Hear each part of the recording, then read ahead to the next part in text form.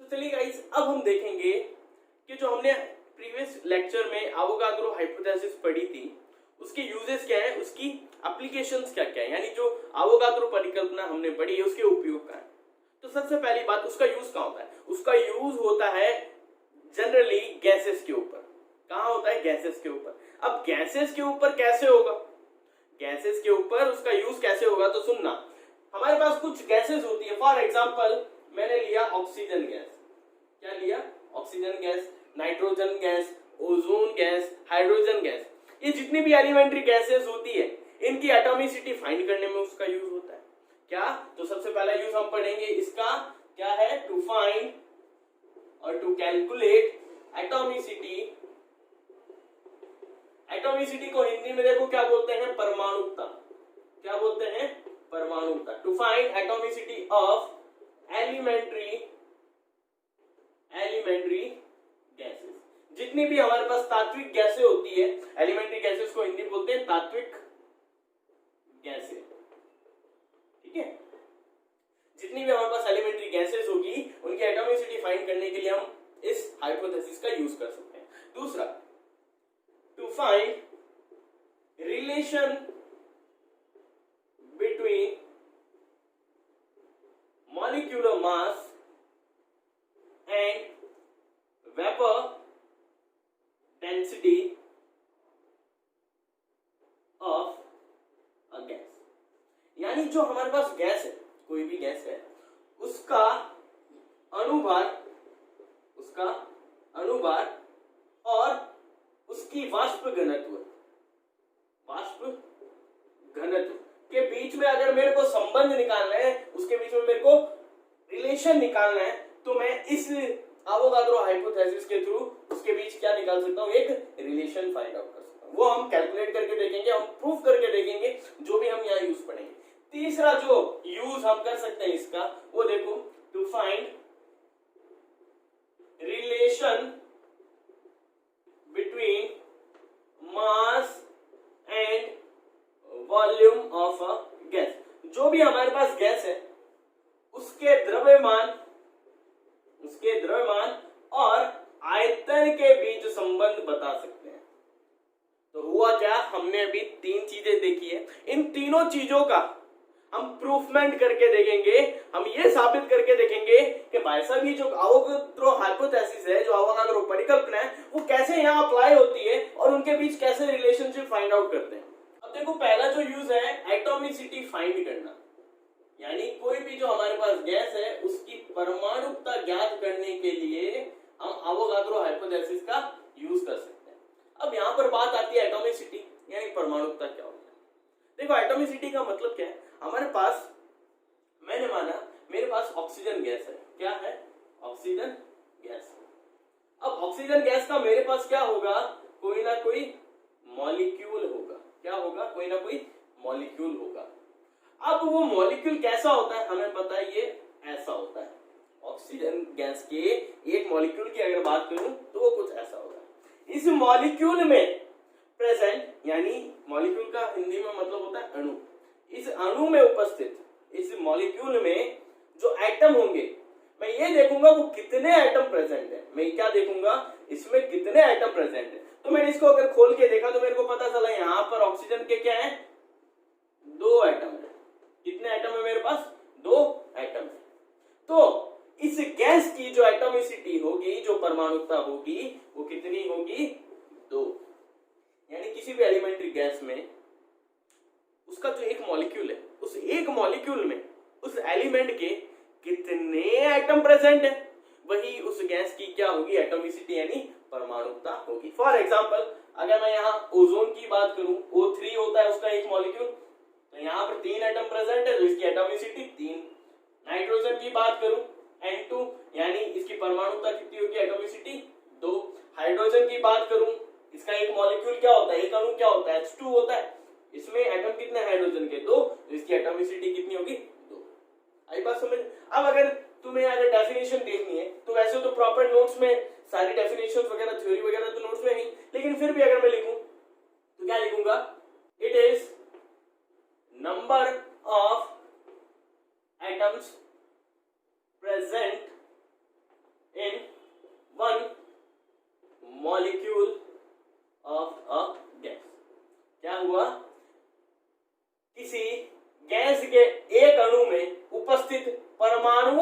संख्या क्या कहलाती है? उसकी परमाणुकता कहलाती है।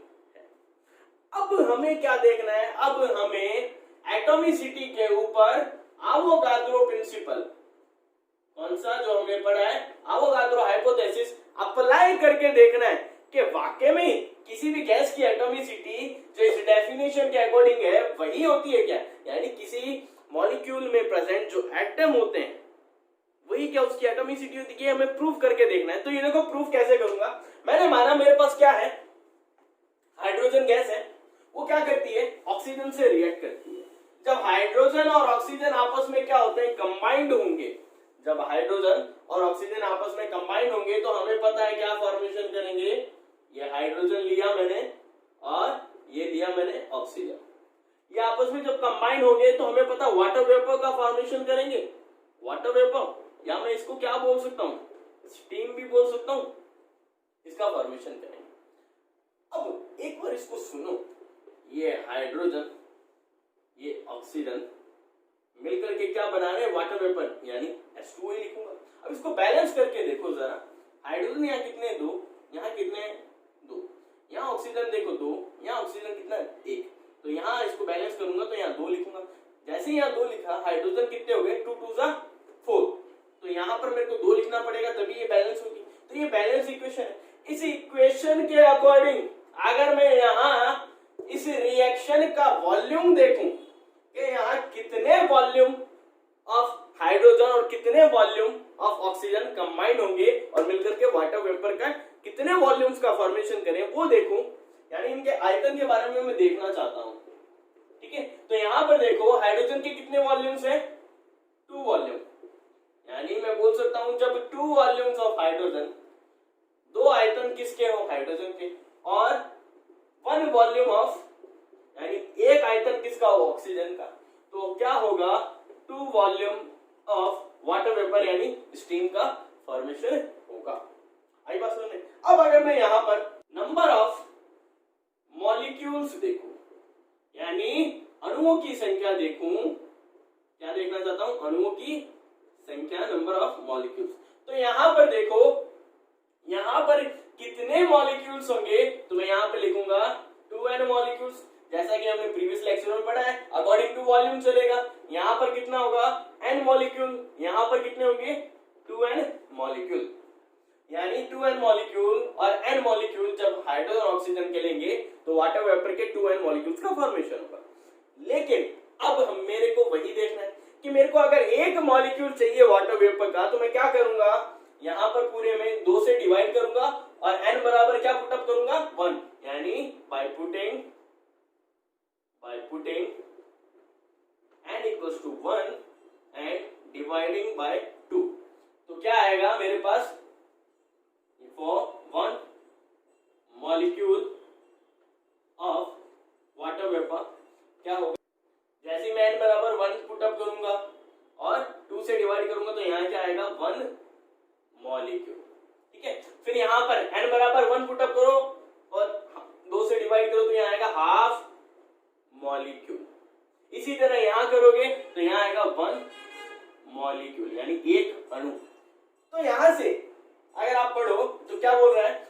जब 1 मॉलिक्यूल हाइड्रोजन गैस का, हाफ मॉलिक्यूल ऑक्सीजन गैस का आपस में कंबाइन होंगे तो 1 मॉलिक्यूल वाटर वेपर यानी स्टीम का फॉर्मेशन होगा। अब यहां से अगर मैं एक चीज निकालूं तो यहां देखो, हाफ मॉलिक्यूल तो क्या है? ऑक्सीजन का है, और 1 मॉलिक्यूल क्या है? हाइड्रोजन का है। चलिए ये तो ठीक है, मैं हाफ मॉलिक्यूल इसको लेके चलता हूं, यानी हाफ मॉलिक्यूल ऑफ ऑक्सीजन। अगर मैं इसकी बात करूं, अब तुम लोग खुद सोचना, ऑक्सीजन का मतलब O2 होता है। क्या होता है? O2। इसका हाफ मॉलिक्यूल, इसके हाफ मॉलिक्यूल की अगर मैं बात करूं तो कितने एटम की बात कर रहा हूं? यहां पर 1 एटम की, यानी हाफ मॉलिक्यूल ऑफ ऑक्सीजन का मतलब क्या है? यानी आधा अणु ऑक्सीजन का मतलब क्या है? 1 एटम ऑफ ऑक्सीजन। यही बात होगी ना? यानी जब भी हाफ मॉलिक्यूल ऑफ ऑक्सीजन की मैं बात कर रहा हूं यहां पर, तो यानी मैं 1 ऑक्सीजन के परमाणु की बात कर रहा हूं। ठीक है, अब अगर मैं 1 मॉलिक्यूल ऑफ ऑक्सीजन की बात करूं, यानी पूरे 1 मॉलिक्यूल के ऑक्सीजन की बात कर रहा हूं, तो यानी इसमें कितने एटम होंगे? 2 एटम ऑफ ऑक्सीजन होंगे। कितने होंगे? 2 एटम ऑफ ऑक्सीजन। तो यहां पर देखो एक चीज प्रूफ हो गई हमारे पास, ये एवोगाड्रो प्रिंसिपल के अकॉर्डिंग चल रहा था। यहां पर देखो एक चीज प्रूफ हो गई है कि जो ऑक्सीजन का एक मॉलिक्यूल होता है उसमें वाकई में कितने होते हैं? 2 एटम प्रेजेंट होते हैं। जब इसमें 2 एटम प्रेजेंट होते हैं तो मैं यहां पर बोल सकता हूं इसकी एटॉमिसिटी कितनी होगी? 2। यानी ऑक्सीजन की एटॉमिसिटी कितनी होगी? 2। तो इस तरीके से हम क्या कर सकते हैं, किसी भी गैस की एटॉमिसिटी इस प्रिंसिपल के थ्रू ऐसे फाइंड आउट कर सकते हैं। आप चाहो तो किसी का भी कर सकते हो। मैंने ऑक्सीजन का करके बताया, आप नाइट्रोजन का करके देख लो, आप हाइड्रोजन का करके देख लो, जो मर्जी आए। आपको मैं एक एग्जांपल देता हूं, अब वो घर पे करके देखना होमवर्क के तौर पे। मैं इसको रफ करता हूं यहां से। मैंने आपको क्या दिया है? मैंने आपको दिया है कि नाइट्रोजन प्लस हाइड्रोजन, नाइट्रोजन और हाइड्रोजन मिलके क्या बनाते हैं? अमोनिया का फॉर्मेशन करते हैं। क्या करते हैं? अमोनिया का फॉर्मेशन करते हैं। अब आपको क्या करना है, यहां से नाइट्रोजन की एटॉमिसिटी और हाइड्रोजन की एटॉमिसिटी फाइंड आउट करके देखनी है कि क्या होती है, इनकी परमाणुकता क्या होती है। प्रोसेस क्या रहेगा? सेम रहेगा, बस आपको इसकी रिएक्शन आनी चाहिए। क्या है, मैं ये भी बता देता हूं आपको कितना वॉल्यूम लेके चलना है। देखो नाइट्रोजन क्या होती है? N2 और हाइड्रोजन मतलब H2 मिलकर के क्या बनाते हैं? अमोनिया मतलब NH3। अब इसको बैलेंस करके देखो, नाइट्रोजन यहाँ 2 है, यहाँ 1 है, क्या करूंगा? 2 का मल्टीप्लिकेशन। जैसे ही मैंने यहाँ 2 का मल्टीप्लिकेशन किया, नाइट्रोजन तो कितने हो गए? 2, बट हाइड्रोजन देखो यहाँ 2 है, यहाँ 3 to the 6 हो गए। जब यहाँ प्रोडक्ट में 6 है, यानी जो मेरा क्रियाफल है उसमें 6 हाइड्रोजन है और जो क्रिया कारक है, जो रिएक्टेंट, उसमें सिर्फ 2 हाइड्रोजन है। मैं क्या करूंगा? इसको 3 से मल्टीप्लाई कर दूंगा तो यहाँ पर भी 6 हो जाएगा। तो यहाँ पर दोनों तरफ इक्वल मास हो गया है। अब मैं क्या करूंगा? इसको इस तरीके से प्रोसीड करूंगा आगे और एटॉमिसिटी आपको निकाल के बतानी है किसकी? नाइट्रोजन और हाइड्रोजन की। ये आपका था भाई साहब होमवर्क, ये आपको खुद से करके देखना है, ठीक है।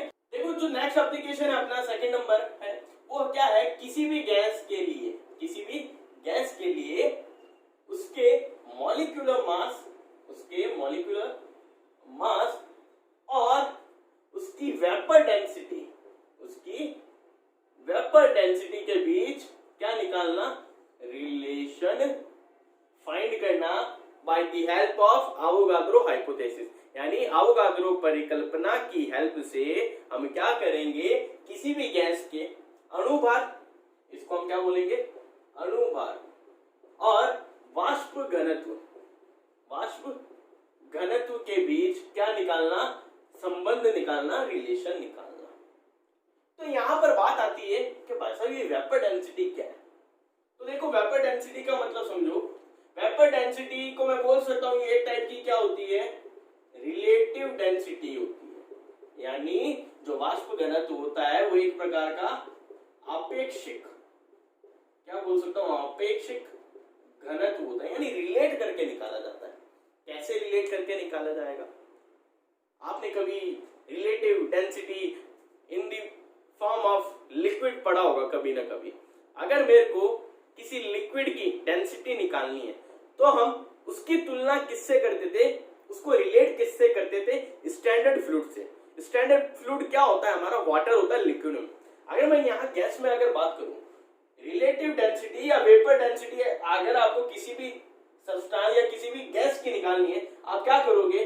जिस गैस की आपको डेंसिटी निकालनी है उसकी डेंसिटी आप यहां रखो, डेंसिटी ऑफ अ गैस, यानी रिलेटिव डेंसिटी या वेपर डेंसिटी निकालनी, उस गैस की जो ओरिजिनल डेंसिटी होती है वो ऊपर रखो, और इसको किससे रिलेट करना है? डेंसिटी ऑफ स्टैंडर्ड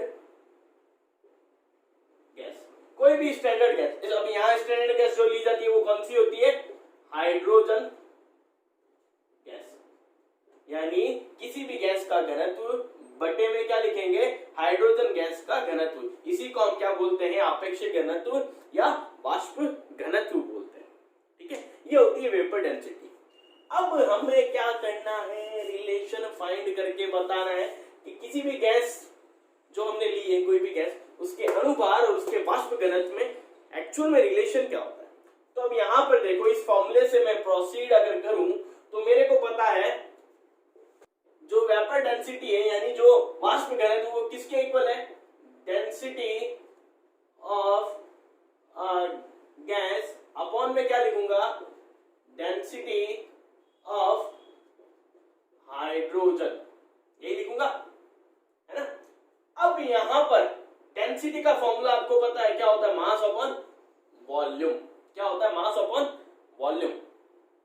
यहां पर मैंने माना ये जो दोनों गैसेस में ले रहा हूं इनका वॉल्यूम क्या है, इनका आयतन क्या है, मेरे पास फिक्स्ड है।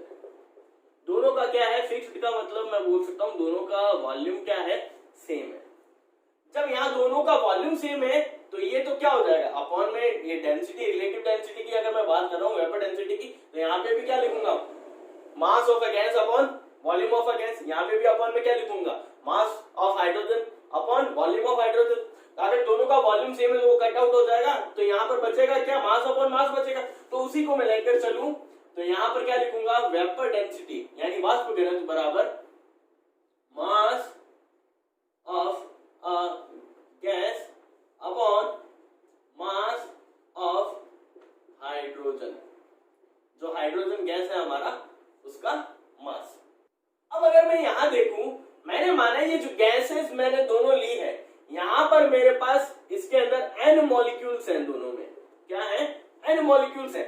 n मॉलिक्यूल्स इस गैस के और n मॉलिक्यूल्स हाइड्रोजन गैस के। तो मैं इसको ऐसे भी लिख सकता हूं, mass of n molecules of a gas, यानी जो मेरे पास गैस है उसमें जो n अणु है तो उनका द्रव्यमान upon mass of n molecules of hydrogen gas, ये लिख सकता हूं।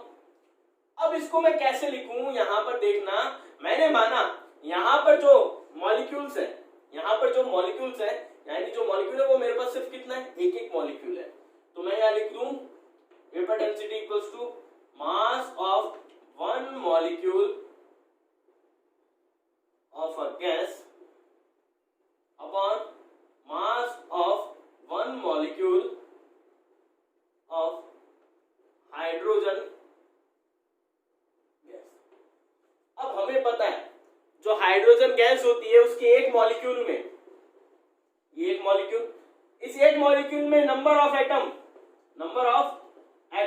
कितने होते हैं, 2, यानी परमाणुओं की संख्या कितनी होती है, 2, यानी इसकी एटॉमिसिटी यानी परमाणुता कितनी है, 2। तो मैं इसको कैसे कन्वर्ट कर सकता हूं, देखना, मैं ऊपर से रफ कर रहा हूं। अब देखो क्या करूंगा मैं, vapour density equals to mass of one molecule of gas, इसको मैं क्या लिख दूं, molecular mass of gas, molecular mass of gas लिख सकता हूं, इसमें कोई दो राय नहीं है। यानी जो गैस का अणुभार है वो लिख दिया मैंने, अपॉन में क्या लिखूंगा, मास of one molecule of hydrogen. अब वन मॉलिक्यूल यानी मास ऑफ 2 हाइड्रोजन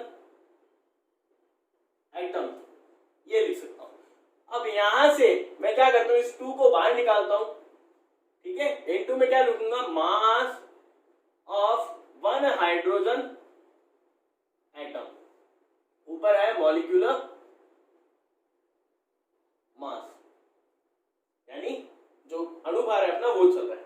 तो यहां पर देखो जो एक हाइड्रोजन एटम होता है उसका मास ऑफ 1 हाइड्रोजन एटम, वो याद रखना आप कितना होता है, 1 होता है। ये आपको सबको पता है क्योंकि इसका एटॉमिक नंबर भी क्या होता है, 1, इसका मास भी कितना होता है, 1 होता था। कितना है वैसे, 1.004 AMU, लेकिन आप 1 याद रखो, ठीक है। तो अब ये फॉर्मूला क्या कन्वर्ट हुआ, मॉलिक्यूलर मास अपॉन 2। तो यहां से एक रिलेशनशिप निकली मेरे पास कि मॉलिक्यूलर मास जो होता है अपना, मॉलिक्यूलर मास वो किसके इक्वल होता है, 2 इंटू वेपर डेंसिटी, यानी हिंदी में इसे क्या लिखेंगे, अणुभार बराबर 2 इंटू वाष्प घनत्व, ठीक है। अब देखो, अब हिंदी वाले सोचेंगे मैंने हिंदी में कुछ, लेकिन मैं हिंदी में जो बोल रहा हूं ना आप उसे समझना मैं क्या बोल रहा हूं, ठीक है। मैं हिंदी में भी बोल रहा रहा हूँ और इंग्लिश में भी बोल रहा हूँ, सो यू प्लीज अंडरस्टैंड। और वैसे नोट्स में तो सब लिखा हुआ रहता है, सो उसके बारे में चिंता मत करना। तो ये रिलेशनशिप आ गई, यानी किसकी हेल्प से हमने क्या निकाल लिया है, हमने किसी भी गैस के लिए जो उसका मॉलिक्यूलर मास होता है, उसकी जो वेपर डेंसिटी होती है, उसके बीच एक रिलेशन फाइंड आउट कर दिया। अब ये रिलेशन कहाँ यूज होगा हमारे, हम ये सोचेंगे निकाल तो लिए, कहाँ यूज होगा इसका, ये जो रिलेशन है ध्यान रखना, इसका यूज होगा हमें आगे न्यूमेरिकल्स में। ठीक है, हम कहीं पर भी ये लॉ लगा सकते हैं। अगर मेरे पास कोई गैस है तो वहां ये क्या कर सकता हूं, मैं लॉ अप्लाई कर सकता हूं कि जो मॉलिक्यूलर मास होता है किसी भी गैस का, वो क्या होता है, वेपर डेंसिटी का डबल होता है। ये ध्यान रखना।